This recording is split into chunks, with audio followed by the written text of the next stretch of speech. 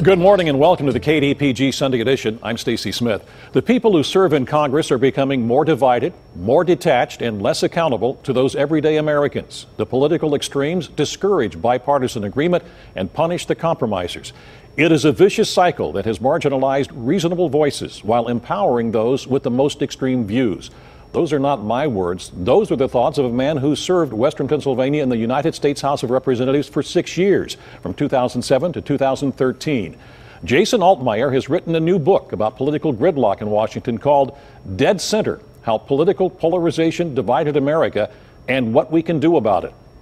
And perhaps deepening that congressional gridlock is this past week's announcement of the resignation of Republican Congressman Tim Murphy from Pennsylvania's 18th District. The Pittsburgh Post-Gazette first reported the political and sexual scandal involving Murphy. Money and Politics editor Jon Delano then broke the story of Congressman Murphy's initial decision not to seek re-election. The next day, the Speaker of the House, Paul Ryan, announced that Murphy would instead resign from office on October the 21st. We will be talking about all of that this morning, and our guests are former Congressman Jason Altmire, who served with Congressman Murphy, and also Jon Delano. And Jon knows a little more about the life of Capitol Hill than the rest of us, perhaps, because for 14 years he was Chief of Staff to Congressman Doug Walgren from the 18th District. David Shribman, the executive editor of the Pittsburgh Post-Gazette, is away this week. Joining us this morning is John Allison, the editorial page editor at the Post-Gazette. I want to thank you, Jason, for joining us, and you too, John. But thank you. You're a regular guest here. I'm here, yes. Haven't seen you in a while. Things been going well for you? Things are great, thank you. It's great to be back home. It's amazing how Pittsburgh has changed even in the 5 years that I've been gone. Just some great things happening here. Well, you should come back more often, that's for sure. And we'll start with the Murphy issue. Were you surprised by this? I've been following the story. It was pretty clear the direction it was heading. It's self-inflicted for Tim. He made terrible mistakes. He hurt a lot of people, and this was the inevitable result. I don't dispute any of that. But Tim's also a friend, and it's not fun to see somebody's life unraveling right in front of you. And I feel bad about what he's going through, but this was the right result. I'll have to ask both of you, because you were there in Washington for an extended period of time also, John. A congressman having an affair, surprised?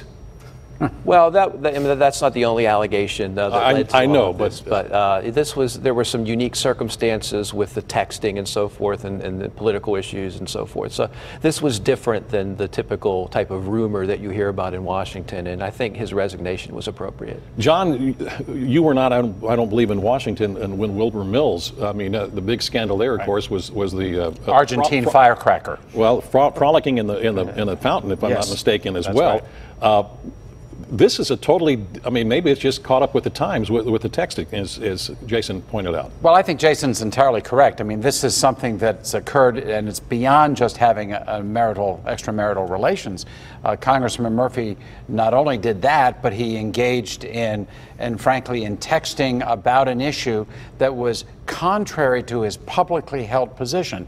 If you are a 100% pro-life, anti-abortion congressman, you don't recommend to your mistress that she consider an abortion.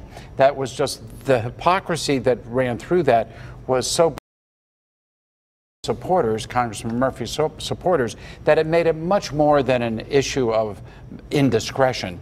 And then you add on top of that the revelations about the way he treated staff, stories that came out even as recently as Friday morning from Politico about staff treatment. The Post-Gazette had a memo from his chief of staff on all that.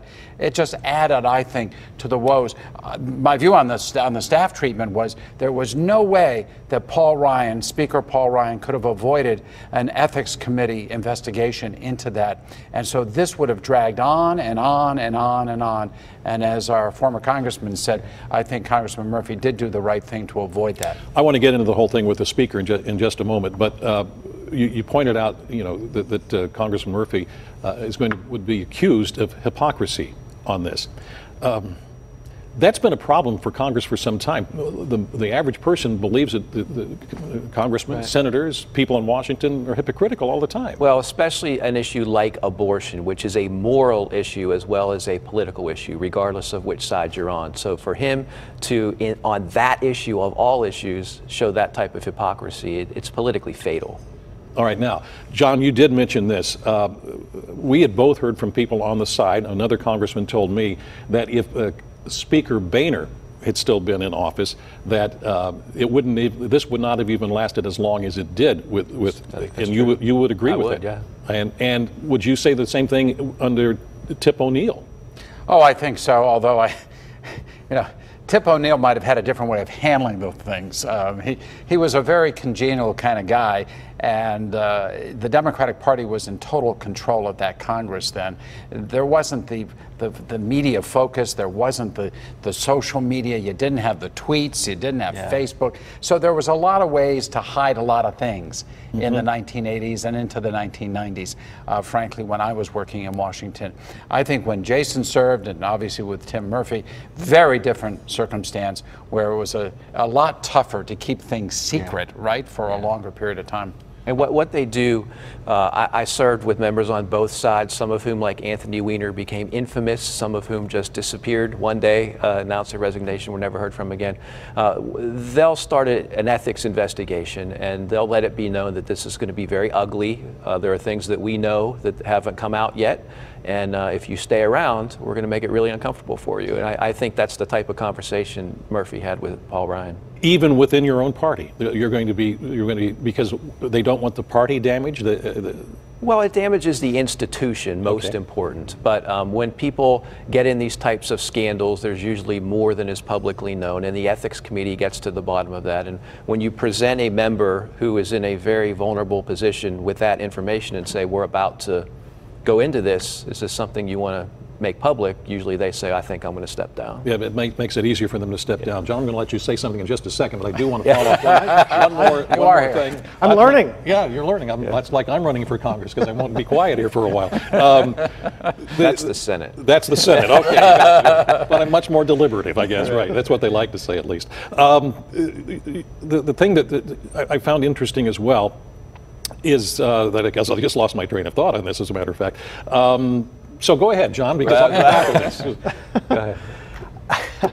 No, you don't have one either, right? Well, no, you threw me off. The hypocrisy, how much hypocrisy can we live with among politicians? We really don't expect people to be completely pure. I mean, it's something like peanut butter, there's always a larvae count, there's an acceptable larvae. I mean, what can we live with? People expect and I think understand broken promises in a campaign, that you might say in a campaign something that you don't, it's either impossible politically to follow through or you don't intend to follow through. Read my lips, no new taxes. Again, what Congressman Murphy did is very different than that. It's a moral issue, not just a political issue. So he couldn't recover from that. And he exacerbated it by saying in the text message that he didn't really write the strong pro-life statements for the March of Life, the annual March of Life demonstration in Washington, that his staff did it, and that it made him wince when he saw these strong pro-life statements. So I think that really added to it as well. In a way, but we say everything is different with Facebook and social media.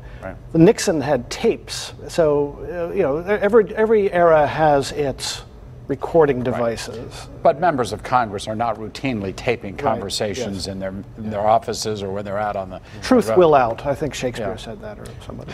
I remembered where I wanted to go with this, and that is, and you brought this up, John, and the other part of the story, and I don't want to sound like we're just going to be beating up on Tim Murphy at this moment, but the issues with the staff, how significant from your perspective as a former congressman was that, or is that? I've heard people, since I've been home here in Pittsburgh, say, well, everybody does it, this isn't a surprise. That is absolutely not true. Most members of Congress treat their staff respectfully.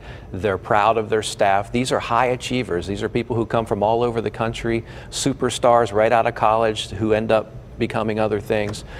So I think it was unusual that it happened. It was not surprising because the rumors were there, but to say that everybody does it is not true. Could I follow up on that? Please. Because, you know, as a chief of staff in the 18th Congressional District, which Tim Murphy represents, but for another member of Congress, I couldn't agree with Congressman Altmire more. I think it is highly unusual to have the kinds of situations and the allegations and the charges that we saw with respect to Tim Murphy's office. You know, turnover, there's always turnover on Capitol Hill. The average person serves as a staffer something in the neighborhood of 2 years or 2.5 years. It's not very long.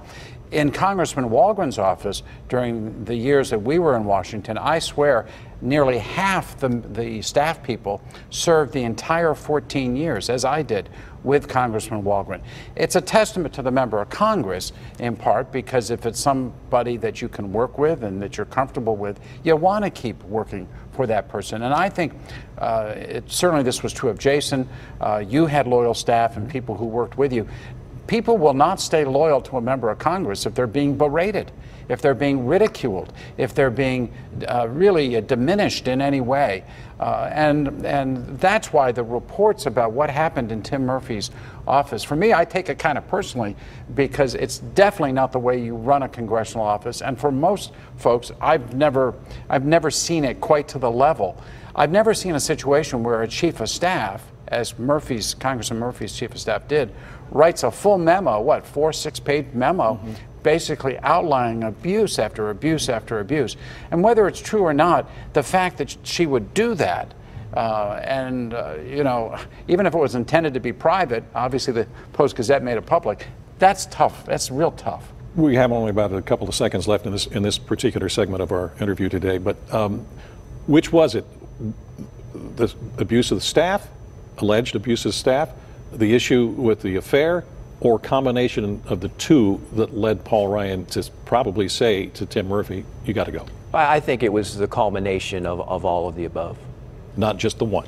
Well, the abortion issue probably is fatal in and of itself. The staff made it certain he couldn't survive. All right. We will continue our discussion with Jason Altmire and Jon Delano on the KDPG Sunday edition in just a moment.